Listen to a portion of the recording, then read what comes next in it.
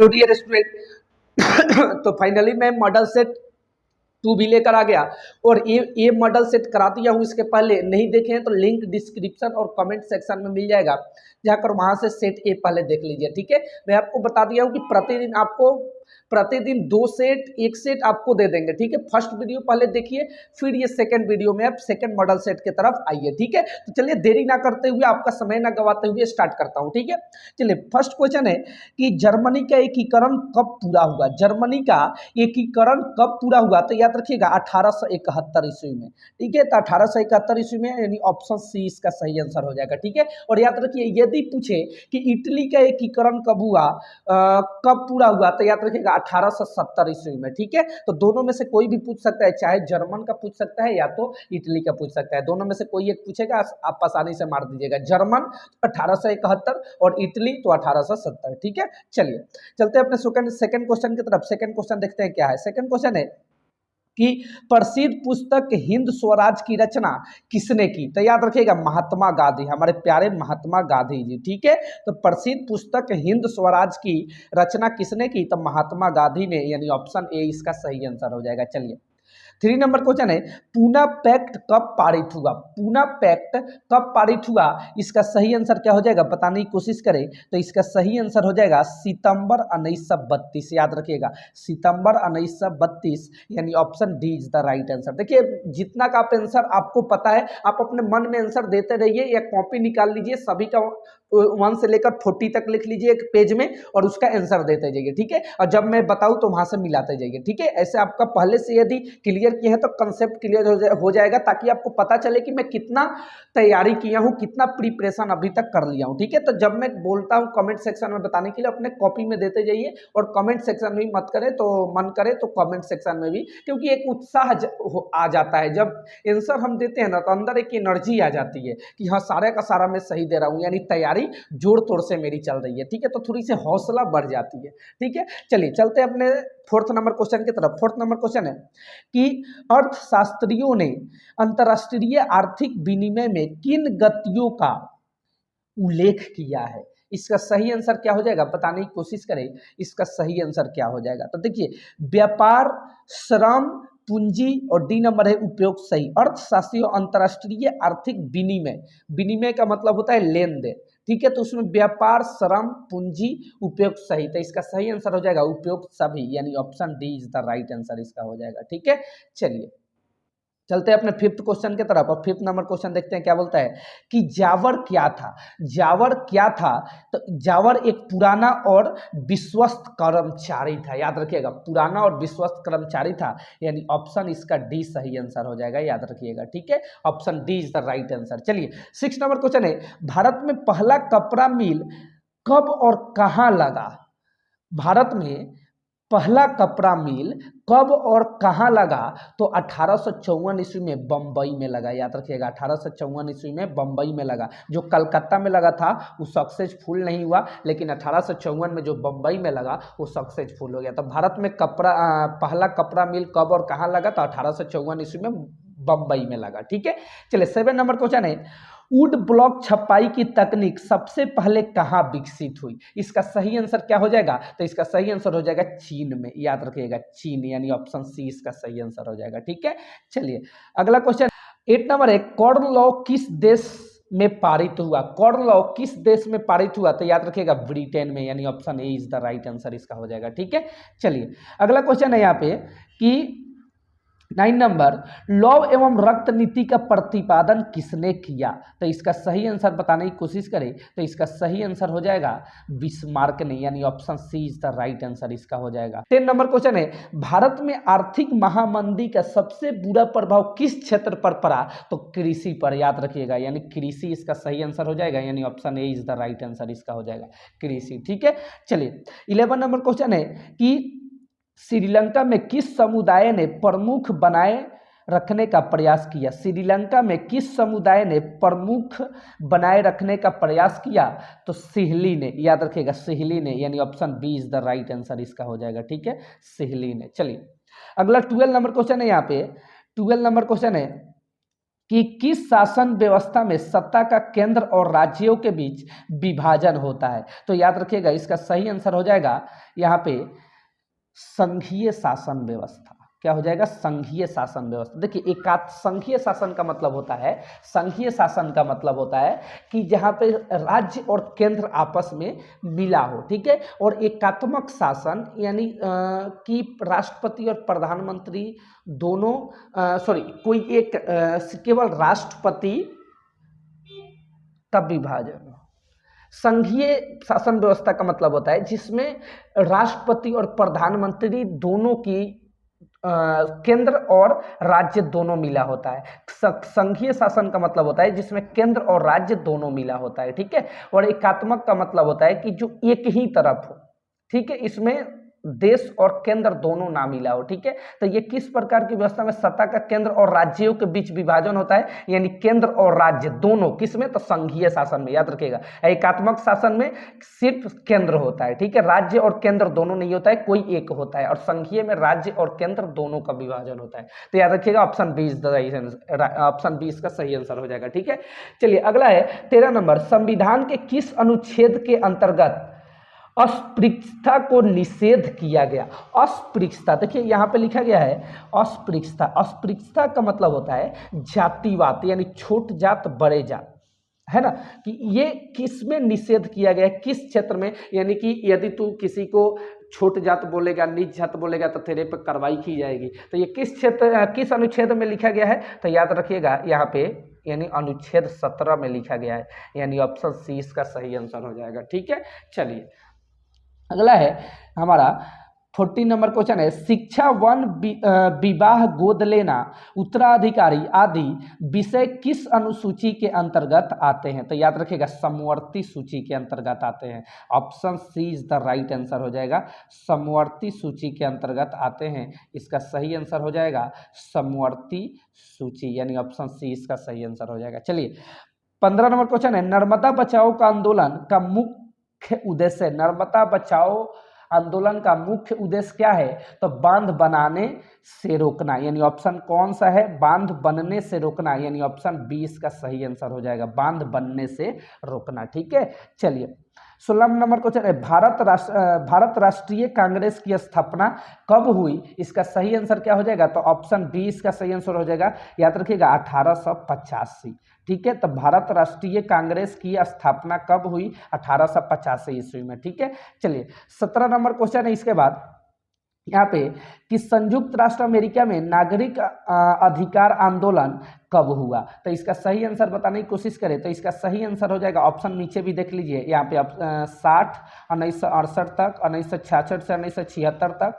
तो ये दोनों नीचे वाला गलत है, इसका सही ऑप्शन हो जाएगा option B is the right answer. इसका हो जाएगा यहाँ पे 1954 से 1968 तक संयुक्त राष्ट्र अमेरिका में नागरिक अधिकार आंदोलन कब हुआ?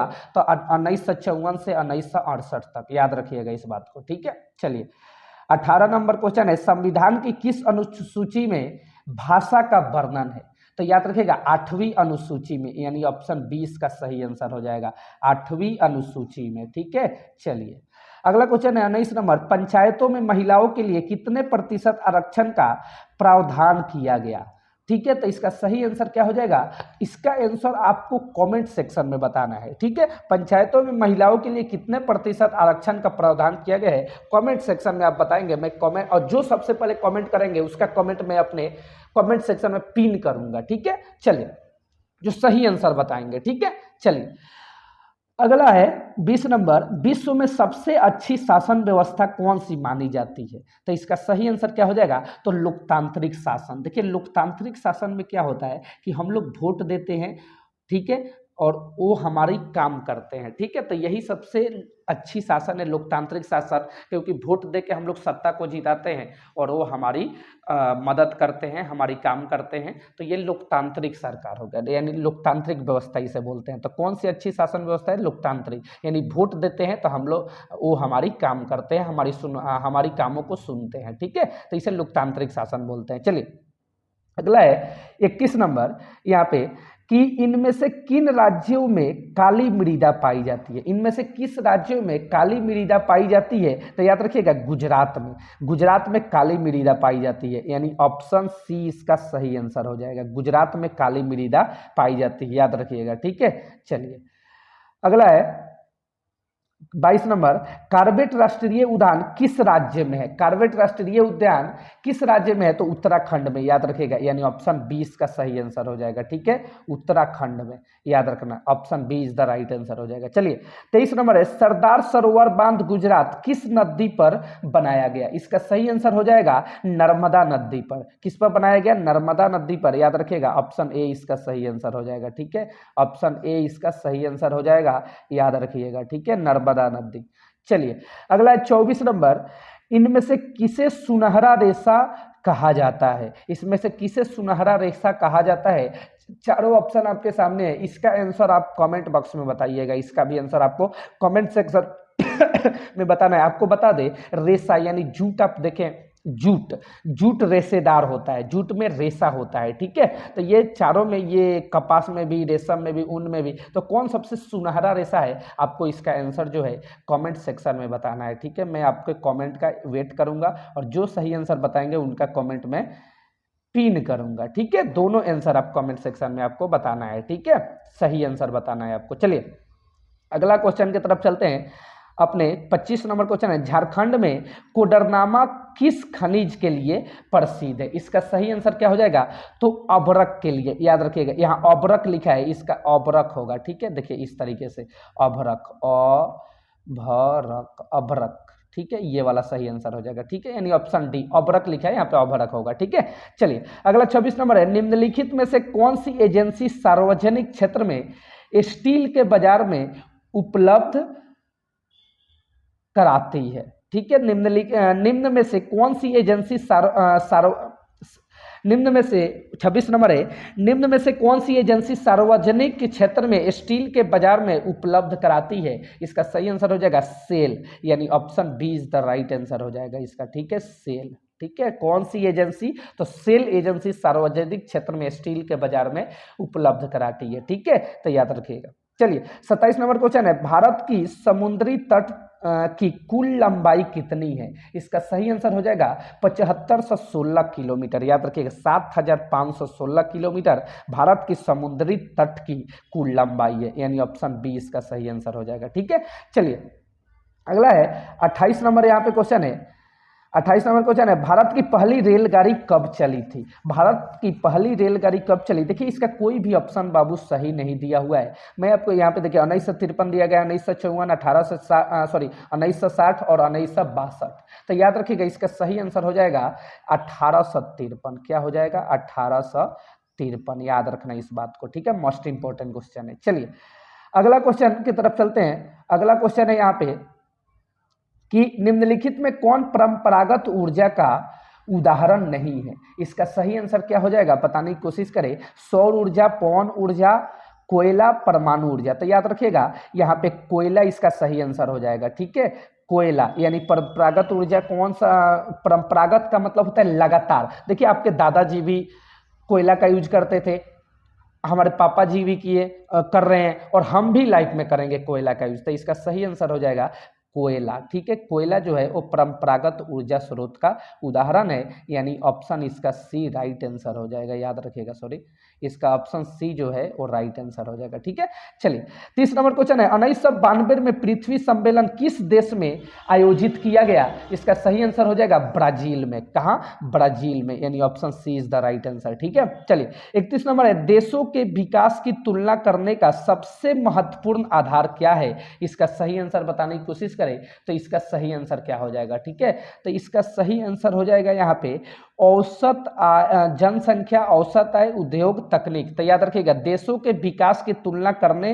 का सबसे महत्वपूर्ण आधार है औसत आय, यानी औसत आय का मतलब होता है कि प्रत्येक व्यक्ति का जो कमाने का दर जो है वो कितना है, प्रति इनकम कितनी होती है। ठीक है, तो जब प्रत्येक व्यक्ति का औसत आय पता चलेगा तब देश की जो विकास की तुलना का तुलना किया जा सकता है कि देश अन्य देशों के तुलना में हमारे देश या कोई भी देश कितना आगे है, जब औसत आय हम निकालेंगे तब। अब औसत आय कैसे निकलता है, तो याद रखिएगा कुल जनसंख्या बटा प्रति व्यक्ति आय, कुल जनसंख्या बटा प्रति व्यक्ति आय, प्रति व्यक्ति आय माने एक आदमी का आय, तो वहां से निकल जाता है आपका औसत आय, यानी ऑप्शन बी इसका सही आंसर हो जाएगा। देश के विकास की तुलना का सबसे महत्वपूर्ण आधार क्या है, औसत आय। ठीक है, चलिए अगला क्वेश्चन है 32 नंबर, औसत आय को डैश के रूप में जाना जाता है।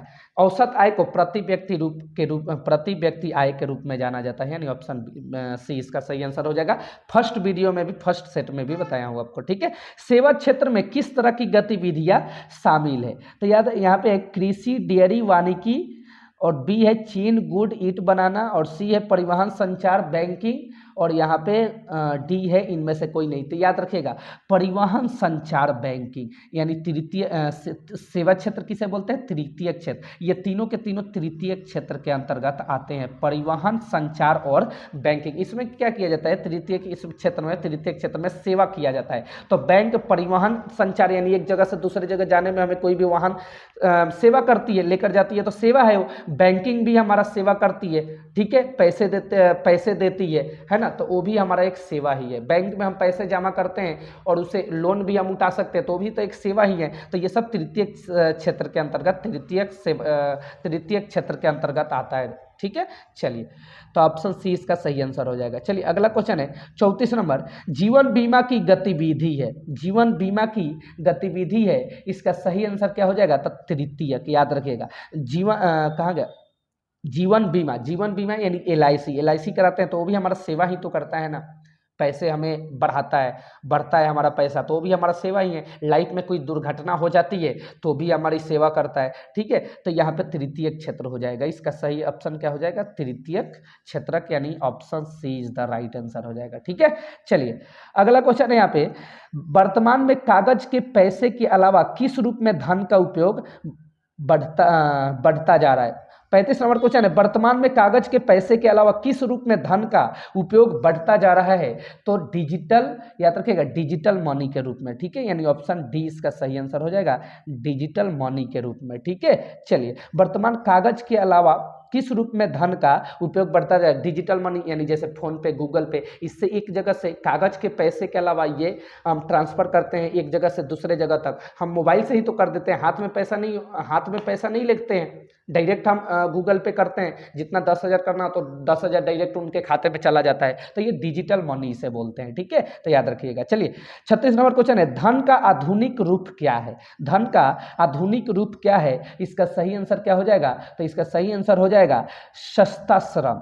ठीक है, सॉरी यहाँ पे इसका सही आंसर हो जाएगा 36 का, ये धन का 36 नंबर क्वेश्चन है, धन का आधुनिक रूप क्या है, तो सिक्के और नोट। याद रखेगा सिक्के और नोट, धन का आधुनिक रूप क्या है, तो सिक्के और नोट, यानी ऑप्शन ए इसका सही आंसर हो जाएगा। ठीक है, चलिए 37 नंबर है, बहुराष्ट्रीय कंपनी का क्या आकर्षित करती है, बहुराष्ट्रीय कंपनी क्या आकर्षित करती है, इसका सही आंसर क्या हो जाएगा, बताने की कोशिश करें, तो इसका सही आंसर हो जाएगा सस्ता श्रम, उत्पादन के लिए तैयार माल, ए और बी दोनों, इनमें से कोई नहीं। तो याद रखेगा ए और बी दोनों, बहुराष्ट्रीय कंपनी क्या आकर्षित करती है, सस्ता श्रम और उत्पादन के लिए तैयार माल। ठीक है, यानी ए और बी दोनों ऑप्शन इसका सही हो जाएगा, यानी option C is the right answer हो जाएगा। चलिए अगला क्वेश्चन है यहाँ पे 38 नंबर, निम्नलिखित में कौन सार्वजनिक मरम्मत सेवाओं के अंतर्गत आते हैं, इसका सही आंसर क्या हो जाएगा, बताने की कोशिश करें, तो याद रखिए डाक सेवाएं। ठीक है, निम्नलिखित में कौन सा सार्वजनिक मरम्मत सेवाओं के